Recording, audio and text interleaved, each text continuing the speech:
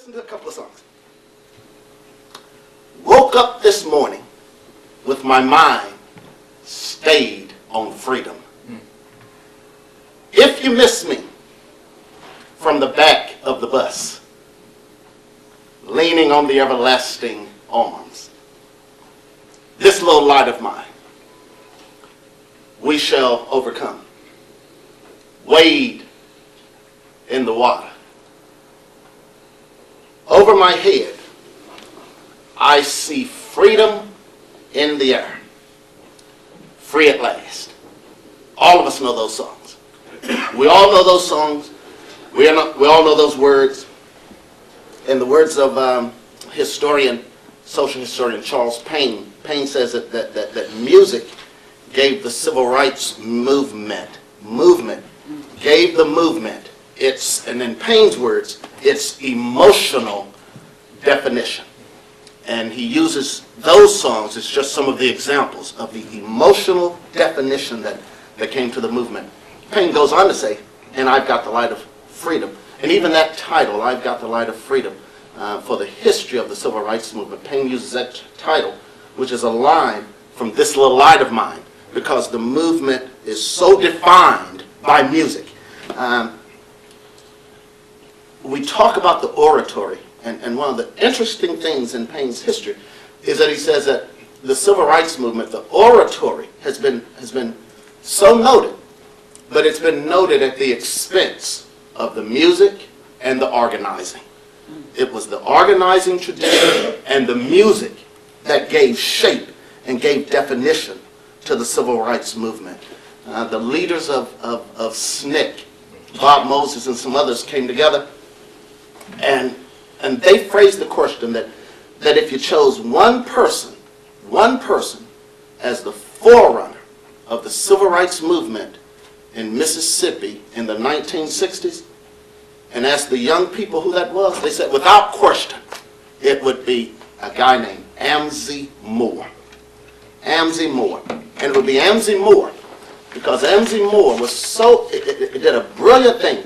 He went about to not only communities but to area churches, recruiting people for the movement.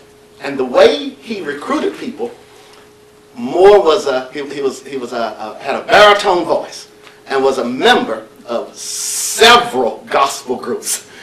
And the pastors would invite his groups to come and sing, and the group would sing, and then immediately after the singing, Moore would go into his civil rights spiel, his organizing spiel, why they need to organize and passing out membership cards for the civil rights. But it all happened because of the music and because of his singing. Were it not for the singing, it would not have happened. The other thing that Payne says is that music plays an essential part in our social interaction, the way we interact with one another and the way we come together. A guy named Raymond Firth, an anthropologist, Raymond Firth, says that songs as a rule are not composed simply to be listened to, and they're not simply composed for our pleasure. And this is a cultural anthropologist. He says songs have work to do. They have work to do to serve as funeral dirges, to serve as accompaniment for dancing, to serve to serenade a lover.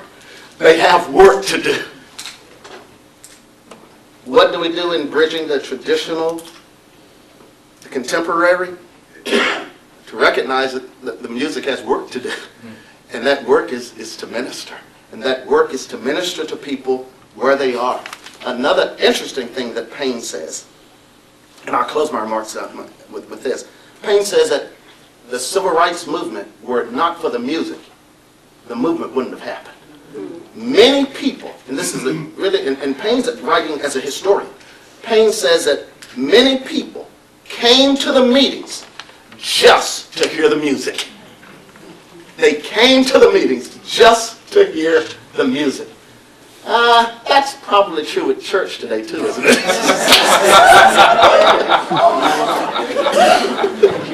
My Lord. Yes. And Payne also said many people came to the movement to hear the music, and because they got so enraptured and caught up in the music, they further involved themselves in the movement.